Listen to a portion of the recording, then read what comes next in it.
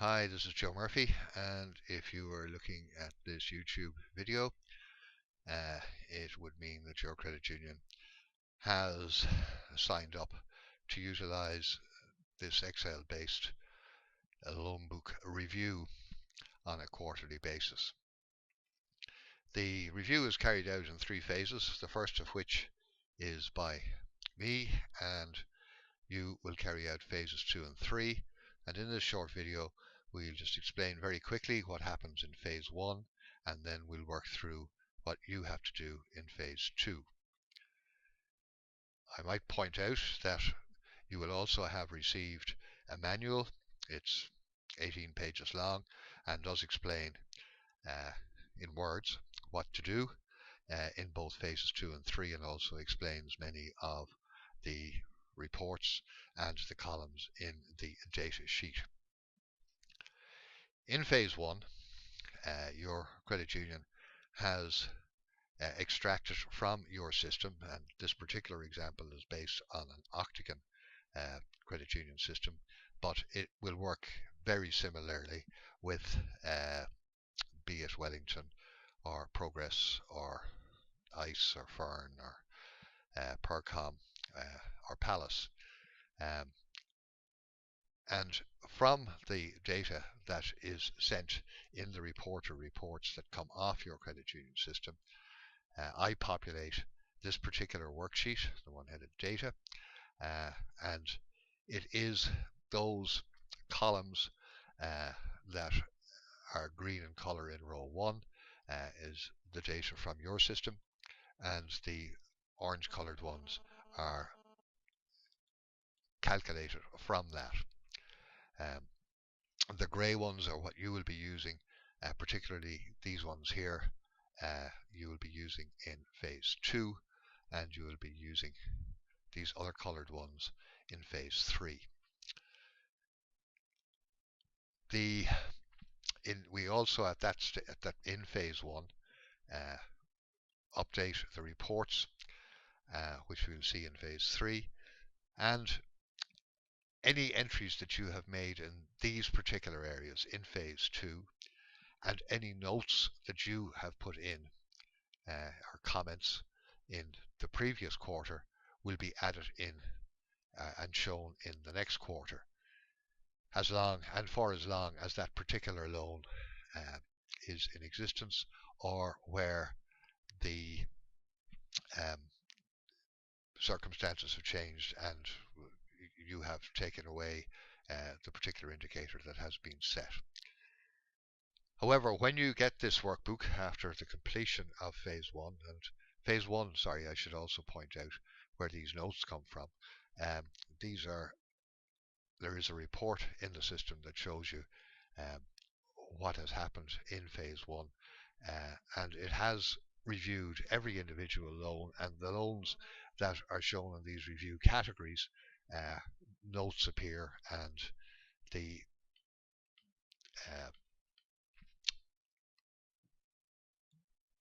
quarter in which they are reviewed is filled in from a drop-down list. Quarters work on the credit union financial year, which of course ends on the 30th of September.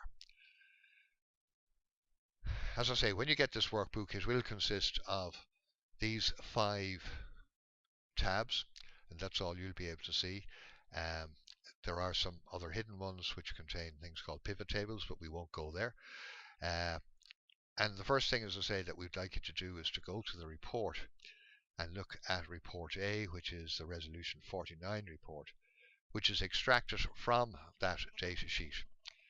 Now, it should be exactly the same as your system's resolution 49 report that is run automatically, God knows how many times, but definitely at the end of every month. And in particular, it should agree with the total number of loans, gross loan balance, the net loan balance, and your credit union system provision, which consists of resolution 49 and any override provision that you have entered onto your system. You might also check that the individual amounts under the various categories of weeks also agree. And if it doesn't, you need to revert back to me, and we'll get that part fixed so that we're all singing off the same hymn sheet as we progress through this review. The next thing you do is to enter in the provision for bad debts, the total that appears in your balance sheet at the date of the review, which in this case was the 31st of March 2014, because this is required for reports later on. It is the only field or the only cell in this particular workbook that you can enter on, because the rest of it is protected.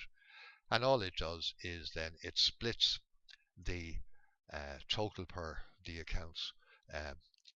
It takes out what we call the general provision by subtracting the total or subtracting the Res 49 plus override provision from the total, which leaves 750,000 of a general provision in this particular credit union that your directors decided was prudent to provide, probably at the behest of the central bank. So having done those two items, we can then revert to the data sheet. And what we're trying to do here is simply to set an indicator, if I could call it that, for various happenings. Again, bearing in mind that if this is the second or subsequent time that you have used this particular review, any entries that you have made in these columns are going to be carried forward from the previous quarter. So you only have to look at these happenings, if I could term it that way, in the last 3 months. The first of those is to look to see, do we have any temporary arrangements, or have we entered into any temporary arrangements with members? Your credit controller probably knows that. And if that is the case, we simply enter a T into the column against the number. Again, let me just pause and revert for a second. In many instances, when the information is sent to me from your system, the members' names are deleted. This is for security purposes, because the stuff was being transferred forward and back by email. And even though password protection should look after it, it's a to be sure situation. So the names are taken out. So you will also have received, when you got this workbook back, instructions as to how to get the names back into. It's the copy and paste job effectively from the original of the reports taken from your system, and then just copied and pasted into this particular workbook, and then you'll have names to work with as well. Reverting back to these columns, we talked about temporary arrangements, and as I say, it is simply a matter of putting in a capital T where such a temporary arrangement or short-term arrangement has been entered into. That does have an effect on the score, which of course can never be more than 5, because 5 equals 100%, but it can in actual fact affect the score that a person that this system calculates should be allocated. We also, in this particular column, will put in an E where an emergency loan was granted, and I just have put in one there for the sake of argument, whether it was or not. It has no effect on the scoring, but it is required by the central bank for one of their statistics that again will come to in phase 3. Where there have been share to loan transfers, and again one might add that such a transfer usually has to be authorized by somebody relatively senior, whether it be the manager or the credit committee or indeed the board, and there should be a record of all of those. So again, it is just signified by entering a Y. Similarly, when we have referred an account to a solicitor, and again I would recommend that the first letter sent by a solicitor, which is normally just the third party intervention letter, nothing very strong, I'd ignore that one. It's only if the member ignores it and doesn't get in touch with the credit union that you might consider that is the referral to solicitor, and your solicitor should have a list of all of the cases that he's currently actioning, and we need a Y against each loan account number that's happening in. In MABs, or a personal insolvency practitioner, where we receive that first communication that usually goes along the lines that we have been authorized by the member, and we get a little form with the member signature on it, and please send us a statement or whatever it says. In that particular instance, again, we enter a Y in this particular column, in the MABS1 PIP1 column. And when or if, and hopefully we don't, get the final letter from MABS or a personal insolvency practitioner which lays out the member's liabilities, including the credit union, and offering some paltry sum per week, then we need to put a Y in the second column. The last item that needs to be done in phase 2 is connected parties.